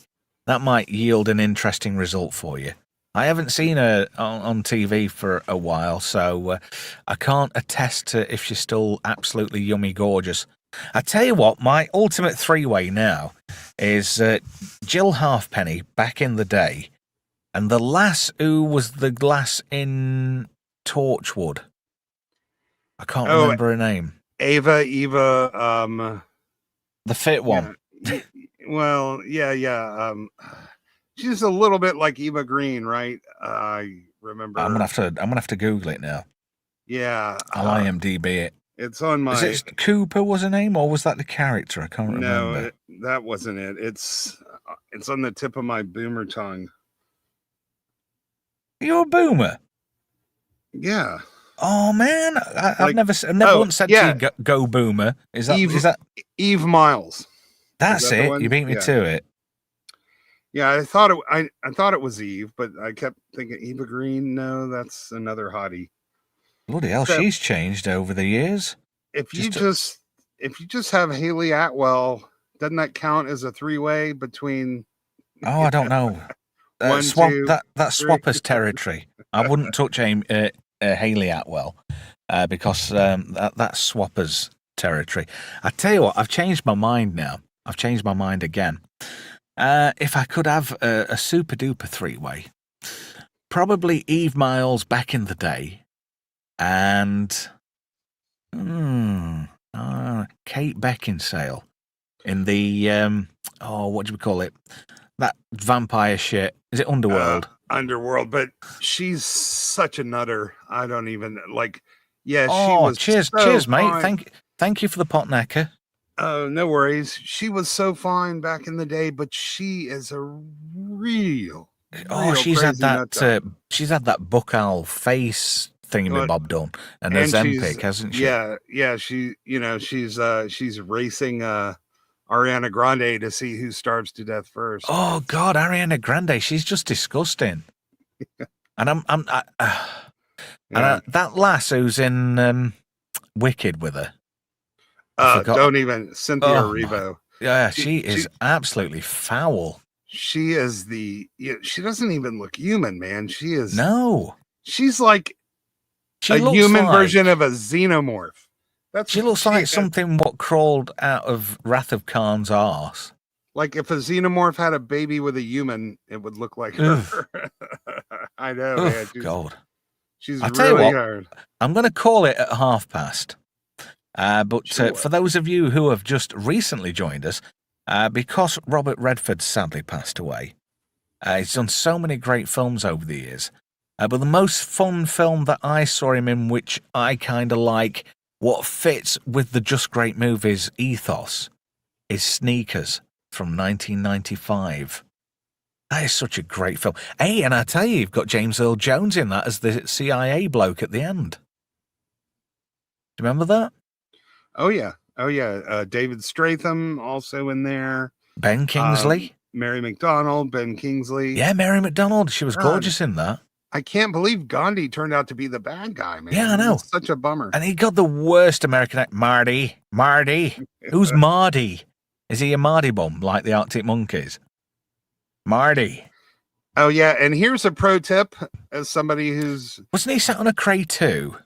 Don't use SeaTac Astronomy as your password because people will guess that. No more secrets. There we go. Wouldn't it be cool, though, if somebody invented a device what decrypted every form of cryptology?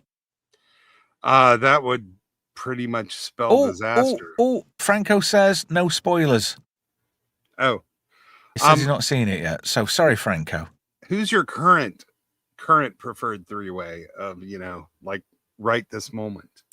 Modern day. Yeah. I don't know. 10 years ago even. I don't find anybody in modern, entertainment or whatever. I don't find none of them particularly attractive at all. In fact, a lot of them I find quite repugnant. Yeah, they don't make them like Diana Rigg and Linda Carter, do they? They just don't. Let me see. If I was to have an ultimate three-way celebrity-wise, I don't admit it. This is Mrs. H. She's gorgeous. Stephanie Powers. I think I'd have to have Stephanie Powers. And... God. I don't know. Who... You put me on the spot now. Oh, Sherilyn Fenn is still quite fit, I think. Oh, God, no. I haven't seen her in a couple of years, so maybe not, but... Do you know, I can't honestly think. They're going back a little bit in the chat. I was thinking, the old classic Charlize Theron and Angelina Jolie, but you would be that close to so much crazy that you would probably be a serious nut job by the time you worked your way out of that. But yeah, I think they're a bit. They're a bit. You don't put your dick in crazy, do you? Well, you say that, but yeah, we've all been there, haven't we? Yeah. I don't know. I don't honestly. If you was to say to me who's like hot right now, I'm like, none of them really. It's funny. We did Logan's Run, and I still. Oh, Jenny Agutter, yeah. All right then, Jenny Agutter and Stephanie Powers. There we go. I would say Jenny Agutter and Linda Carter, and then if she got tired, Aaron Gray could pop in. Well, the thing with Linda Carter, her jubblies are too big, and Aaron Gray's weren't big enough. So between the two of them, it averages out to perfection. Well, yeah. Now you're talking. Brian says in the chat, Rebecca Emalogaloglu and Bella Emberg. Emberg. Oh, Kylie Minogue back in the day, definitely. I don't know. She looks a lot better now. She's had some work done. Maybe Kylie Minogue 15, 20 years ago. Yeah. I was thinking, Sonya Blade days. And then sorry, I'm not laughing at you. What's her name from Seventh? She was in a band, the Lethal Weapon 2 chick, the Dutch one, or the South African. Oh God. She was in a terrible musical group that was hard to listen I know who you mean. I just can't place her. MC says, well, this stream changed. I had to nip off for a phone call. I like what I'm hearing. Patsy Kensit, yes. Oh, never found. Well, Thank you, chat. Liam Gallagher were boning her, wasn't he, from Oasis? Ah, well, not my cup of tea at all. She's too skinny. Wendy James, though, from Transvision Vamp. Oh, now you're talking. That gets my boat floating. And she's blonde. I don't normally do blondes. What's this? Melvin says peak Jessica Biel and Albert. Yes, I agree there. Yeah. Although Jessica Biel looks a bit like a soft baboon, nose-wise. Oh, and Emily Blunt just went full plastic with the face. I even tweeted, not her. No. I thought she was all right before she started starving herself somewhat. But they all go Hollywood, don't they? You get somebody whispering in your ear, "Oh, I want to eat." You know what? My recent one would be Eva Green and Alexandra Daddario. That would suit me just fine. Yeah, Brian says it. Oh, he always does that. Sorry, MC, I didn't mean to put that on. But Brian says Kelly Bundy. She's knackered now, isn't she? Christina Applegate. She's quite ill, isn't she? She got arthritis or multiple sclerosis or something. I heard that she was actually like a pretty based chick, actually. Very cool. I thought she looked quite hot in Anchorman. Oh, Catwoman, Lee Merriweather. Oh no, she was apparently she was batshit. I know who would be good in a sort of like a retro 3-way. You know, in the Mirror Universe, Kirk's bit on the side, in the blue skirt thing, in the blue Star Trek skirt. Oh yeah, I'm not going to be able to. Yes, she was absolutely gorgeous, but yeah, her and the Romulan commander. She was deathly ill during that episode. So part of her scenes, she had lost so much weight during her illness that they had to cover her up with like flowing robes and stuff. Yeah. What do you mean? Like in terms of what? Like she was just ill at that point, or she's got something underlying a bit worse than that? No. She got like the flu or the cold or something. And, right. She's fairly thin to begin.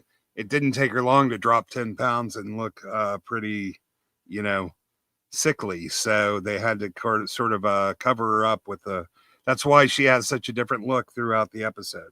Yeah. Terry Farrell. Yeah, I agree. Terry Farrell was Teresa Lee Farrell. I saw a picture of her earlier. Yeah. She married the Sprint guy from the commercials. I don't know that. We don't get Sprint over here, so it was some nerdy guy from the commercials. It was very depressing news. Last time I saw her in anything, in something really bad, she was in one of the Hellraisers. I don't know if it's Hellraiser 4 or 5, but she was in that and she was shite in it. Barbara Luna, that's it. Ah, sounds legit. She played Lieutenant Marlena Moreau, Barbara Luna. Yeah, because he bumps into her at the end and she's just like just a regular crew member, isn't she? Yeah, we had quite a chat about that on Clobby's stream back. We were going over, all the Star Trek stuff. Interestingly enough, with MC saying Terry Farrell, I heard an interesting story about her.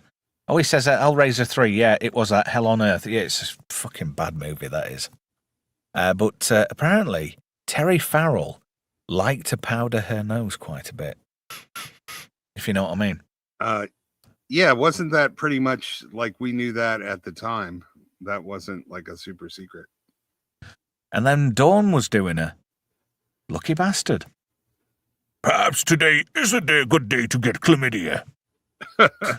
Mr. Worf, why are you scratching your balls? I do not know. Mention it again, I will kill you.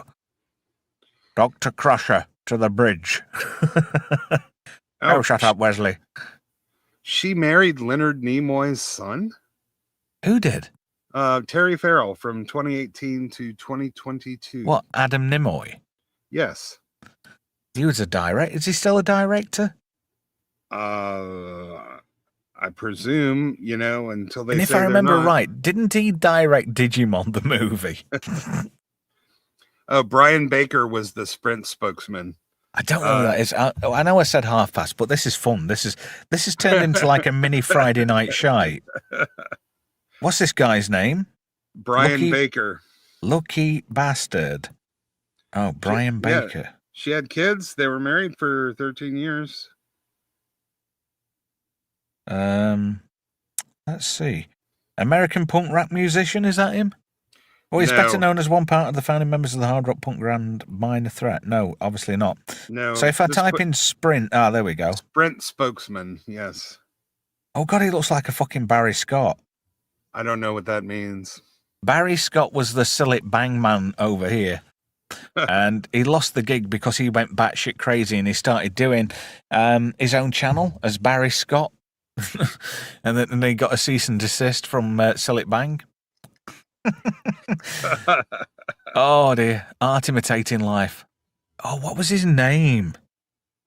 Oh God, Neil Burgess. That was it. That was the name of the Barry Scott character, and he did a song as well about the song, and it was like a rave thing, and it was fucking atrocious. What, Gavin? What the fuck are you talking about? Night Manuel Grill. I didn't realise you were going. Melvin says Terry Farrell was a catwalk model. They're all on it. Yeah, she was like 6 feet tall too, man. If you look, really, she's always in heels. She's usually towering over the men. Yeah. Do you know I never found attractive? And I don't know whether I've got this thing. I don't like blondes. I really find blondes a turn off. But I never found Jerry Ryan at all biffy. Especially, and I didn't even in the resurgence she had in Picard. Well, she's a little bit crazy too, I have to say. Back when she was, the only time I found her remotely attractive was when she was in Dark Skies. You remember that show? That was the guy from ER, the alien invasion one, right? I don't know about the guy from ER, but it was John Loengard. There was also Frank. Oh, is it Frank Black? The guy who was in that Kurt Russell movie, Quite Like Duel. Oh God. Oh, Kerry Russell, Josh Hamilton. I think. Remember. Franco says my sister's blonde. She put me off them. No, I think I got Dark Skies mixed up with a sci-fi TV show. Noah Wiley is the guy I was thinking. No. That was the Spielberg thing, wasn't it? What you're thinking of? Yeah. Where he became president, but everything was pretty much screwed. Yeah. I've got a lot of shows and movies in my head. Yeah. Well, hang on. Let's see. Dark Skies, 1996 to 1997. Yeah, I was thinking Falling Skies. Okay. Oh, she's not bad, really.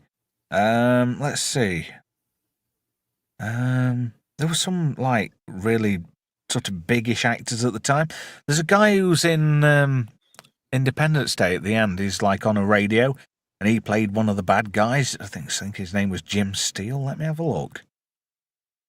Oh man, it was about Majestic 12 and all that bollocks. But the guy tied it into events in the 60s. So Kennedy getting shot, that was all behind the aliens. They were controlling all that shit. And Eric Close, he was in a lot of things back in the day. Do you remember? And he just seemed to have disappeared. I'm not sure that I actually ever saw that. Is it worth checking out, Dark Skies? Yeah, J.T. Walsh as Frank Back, not Black. Oh.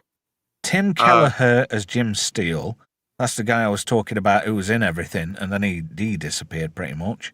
Last time I saw him in anything, he was in Voyager, when three of them were separated from the collective by 7 of 9, but they were still communicating in their own little node. Do you remember that? Vaguely. Yeah, he played one of the aliens. Another one was that other bloke who became Admiral Forrest, because he was a recurring thingamabob, recurring character actor, wasn't he? See, I can't remember the names, but I know who I'm talking about. Oh, what's this? How'd you work this one out? Mel says Dark Skies was an X-Files spin-off. How can it be? If anything, it was a prequel. It was well before X. Well, it wasn't in terms of production, but historically it was. Oh, Sword in the Storm says Dark Skies was an X-Files prequel, wasn't it? Oh, Don't okay. know. Hey, Snort. MC says really enjoyed Dark Skies. It was really good. I think if you've never how did that one get under your radar? Lots of things get under my radar, but it made me think of Emmanuel Beert from the first Mission Impossible movie. See, I've never bought into those Tom Cruise Mission Impossibles because I was a big fan back in the day of the originals. Yeah. And you can't beat the originals, to be fair. No. And if you watch them, every person who's ever been in Star Trek will show up in Mission Impossible. It's pretty funny. Yeah, Leonard Nimoy was in there we was in there a hell of a lot. Yeah. Martin Landau, who went on to be in Space 1999. But even the guest stars, they'll all pop up and in and out. But you don't know who Emmanuel Beert is? No, not off the top of my head. She was the wife in the first movie, but she's got a very distinctive look. And that made me think of Isabelle Adjani, who I've had a crush on pretty much forever. So I tell you who was hot in Space 1999. Thingy Shell, what was her name? Oh, Catherine Schnell? Yeah, Catherine Schnell. She was hot. And I liked her she made an appearance in season 1. And she was really hot, but when they brought her as Mia, and I thought, kind of jumping the shark somewhat. And Brian Blessed made several cameos in that as a recurring character too. Oh, he's epic. I tried to watch the Sweeney. Gordon's alive! I couldn't understand a single word they were saying, like in the entire show. Brian Blessed he's from South Yorkshire, not too far away. In fact, he's from Rotherham. I better not mention Rotherham. There's been quite a lot of controversy in Rotherham. He played the bad guy on the very first episode of The Sweeney. And he was also the bad guy in episode 2 of Blake 7. Yeah. We just recently rewatched that. Yeah. He's amazing, but in The Sweeney, I cannot understand. It's sort of like watching the Scottish comedy show. Can't understand a fucking word they're saying. Well, they are Londoners. I don't know. If anybody's going to struggle with accents in this country, you probably struggle with a Brummie accent, to be fair. Or a Scouse accent. Can't believe that. Kim Cattrall. She's a Scouser. She's from Liverpool. She's British? Yeah, she's from Liverpool. No shit. Yeah. But I think she went over to the States really young, though. So she's not actually putting an accent on. She actually developed it while she lived there. But she's a Scouser, so you might want to give her a wide berth. I would have done her back in the day. Lassie, yeah, she was hot as Lassie. If you know what I mean. If you know, you know. She's never done it for me at any point in time, honestly. Oh, when she was Thompson in Police Academy, I thought she was hot. And now, when she was that sex doll, fuck doll, wasn't she? She was an Egyptian fuck doll in Mannequin. Now, Susie Pye from Big Trouble, that's a different story. Yeah, true. And she was in Sharky's Machine, which makes me think of Rachel Ward, who's also incredibly beautiful. Apparently, she still looks very young. Thing is, though, if you had her, you'd want her again an hour later because of the MSG. I was thinking if you had Maya, she can shapeshift, so you pretty much have them all. If you got her, I'd probably say, can you just tone the eyebrows down a bit, love? Yeah. That'd be it for me. Always little dots of Play-Doh there going. I think I got more chance of fucking shagging Maximilian Shell, never mind Catherine. Oh, Gavin, who's a dummy? Gavin says she's a dummy, but I don't know. Yeah, in Mannequin, Kim Cattrall. Oh. In Mannequin, bizarrely enough. And that's got Spader in it.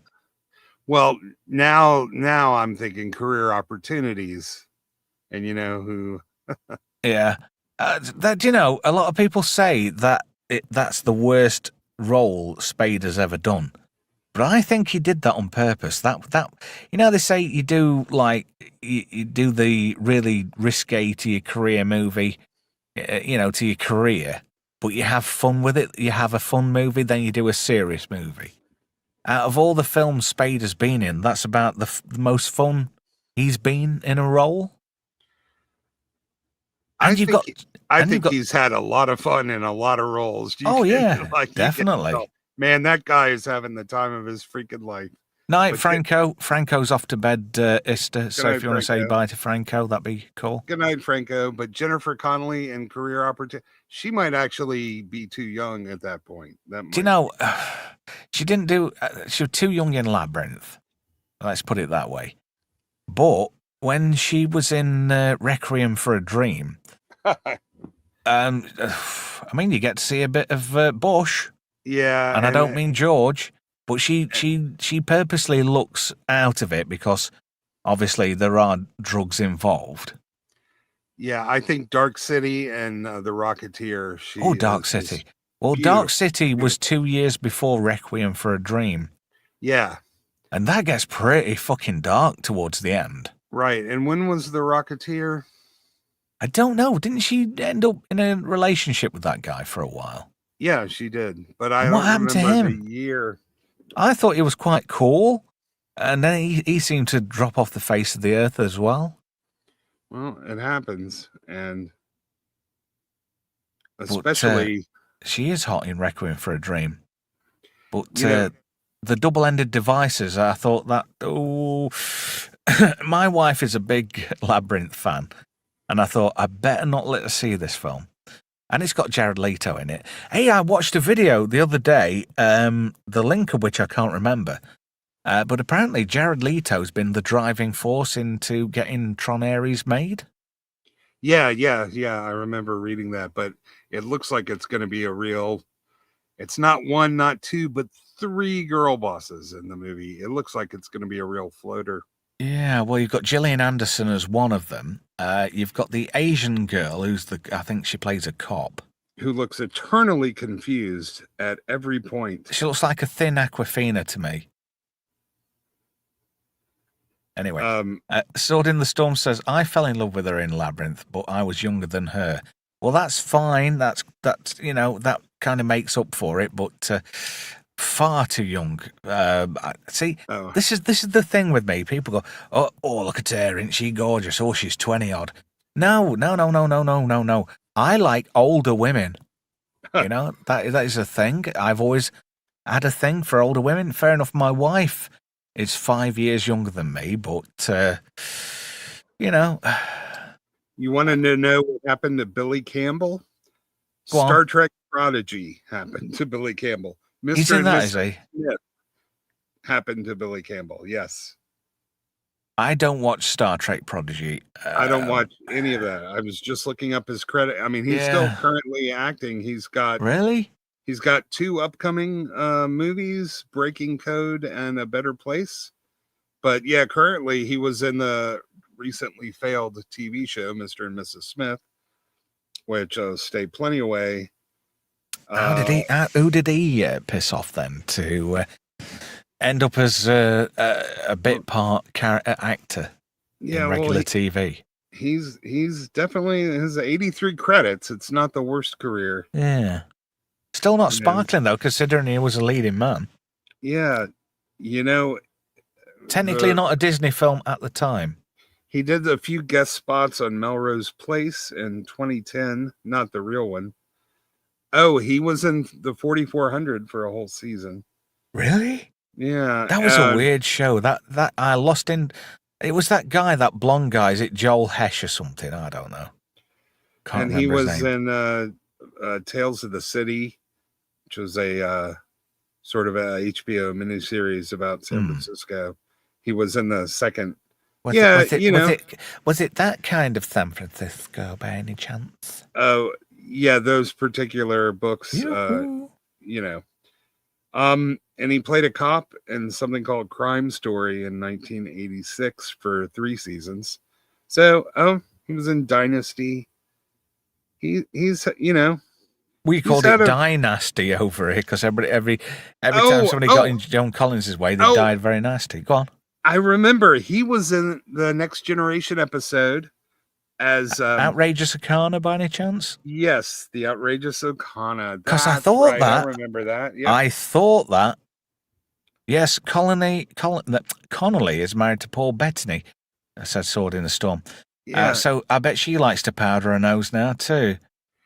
He I love doing drugs with you, Jerry Smith. Said he Johnny always Depp. had that swaggering look about him. Like, you know, Yeah. I figure he should have been like a bigger star than he was. Ooh. I didn't mind him. That's a new face. Hello, Tom Slick. Crime Story was good, apparently.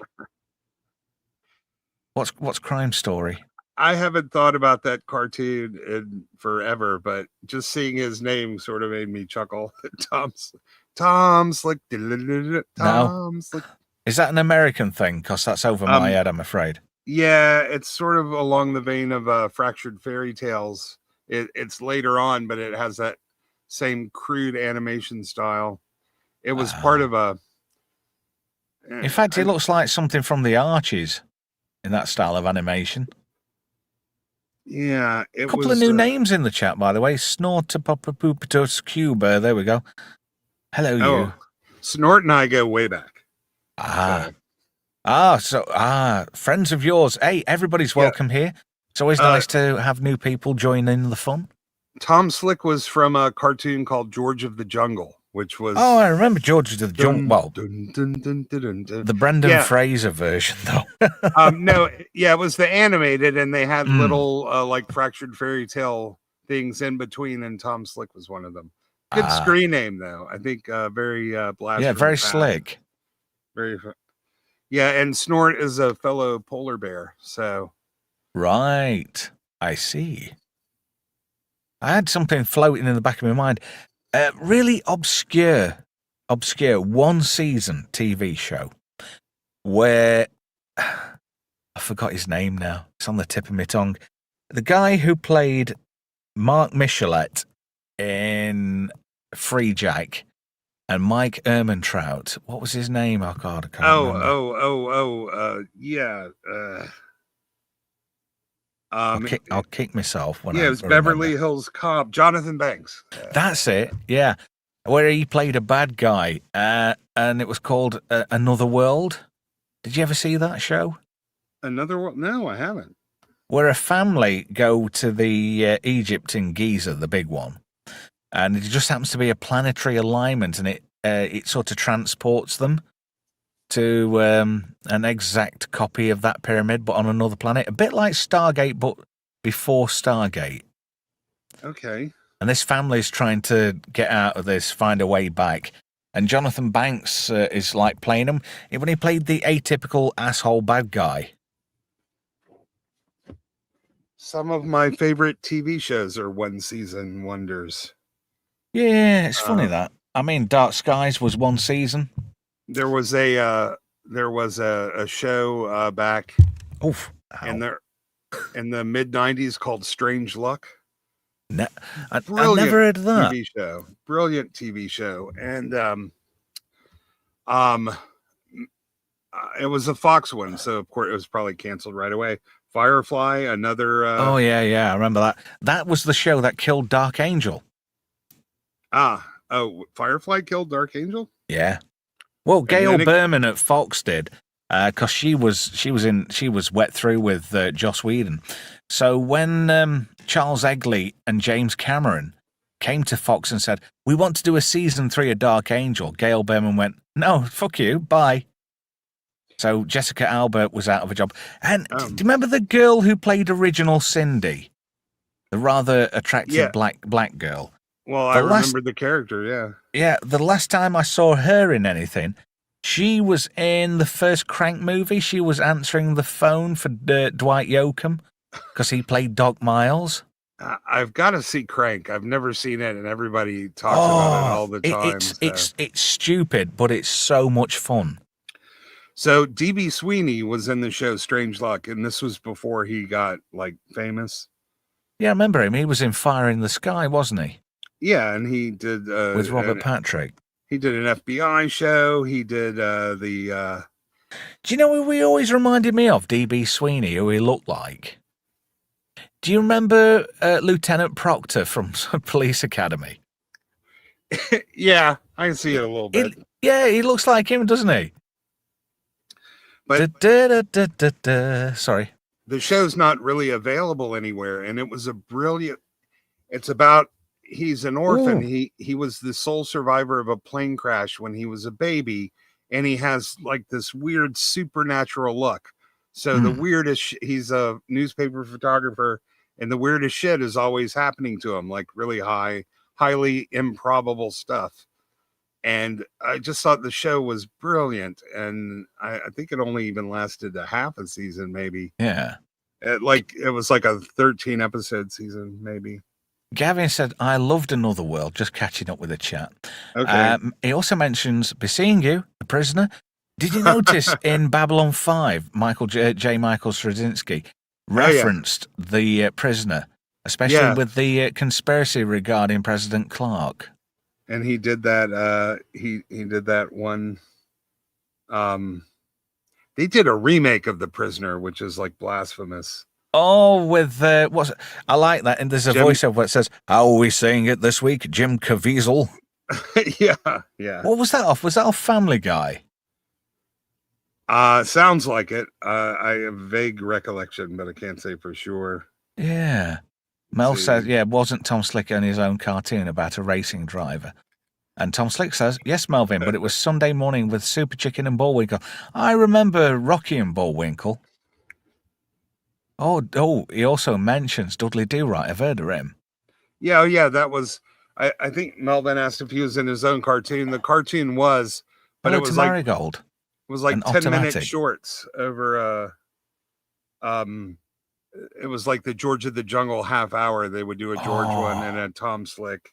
One of the, like, I don't know what era it was, whether it was 60s or 70s or what, but American cartoons that made its way over here and became a bit of a big thing back in my day. Batfink. Remember that? No, Your bullets cannot harm me. My wings are like a shield of steel. That was really cool. Batfink? Mm-hmm. Now, I remember Shazam and ISIS and... It was kind of like the same animation style as Roger Ramjet. Did you not get that either? Okay. No, I see... I think we got all the shit that never made it on American TV. I see Batfink. I can tell you I've never seen it, but the style, very Hanna-Barbera there. Well, like ISIS and Shazam, that was live action. Those were I can't remember that being a thing over here. MC says, right, chaps, off to bed. Great stream as always. I'll catch up with the bits I missed on the re-rub. Take care, everyone. Night-night. Take care, mate, too. We're going in just in around 2 minutes, actually. Oh, Mel says Batfink was fantastic. It fucking was. It rocked. Sword in the Sun says Batfink and his amazing racist sidekick. Yeah, he was Chinese, wasn't he? And he, we're talking like that. Oh, fucking get you fried rice. I'm going to have to re-rub this thing just to get a list of all the shit I need to see. Yeah. Dark Skies, Another World. Definitely. Yeah. Another World, I think it's on the YouTube. So that might be right up your street. How am I going to time the end of the show? Because streams like cutting me off. One more thing. You know, there were deleted scenes from Outland that were played on the TV version that have never been seen elsewhere. When they broadcast it first, they had deleted scenes to make up for what they had to cut for commercial time and for censoring. But those scenes never made it back into any DVD or Blu-ray release. It's like Star Trek The Motion Picture, the first time it came on TV over here. And it was the ABC cut, which became the director's cut, strangely enough. And you got Kirk coming out of the airlock, and there was scaffolding behind him. The rest of the set wasn't in. Right, we've got less than a minute left. Mel says Roger Ramjet was great too. Wow. It's been fantastic tonight. Thank you to everybody who's joined us. Lots of new names in the chat. Great to see new people in there. We can have more fun and explore more pop culture stuff. Ister, as always, it's been an absolute pleasure, matey. Yeah, really do appreciate it. If anybody ever VHS the original broadcast, if you know where to get those Outland deleted scenes, Tweet me or something, please. I wonder if it's on the Internet Archive. Most really cool, hard to find things usually end up there. It's become a sea of flotsam to many, and it goes under people's radar, and it's like where all the cool stuff lies. Right, we've got less than 10 seconds of the show, and I want to try and time the ending. Right, so I'm going to stop talking now. If you stop talking, Esther, I'll say bye-bye to everybody. I'll see you for Friday Night Shite.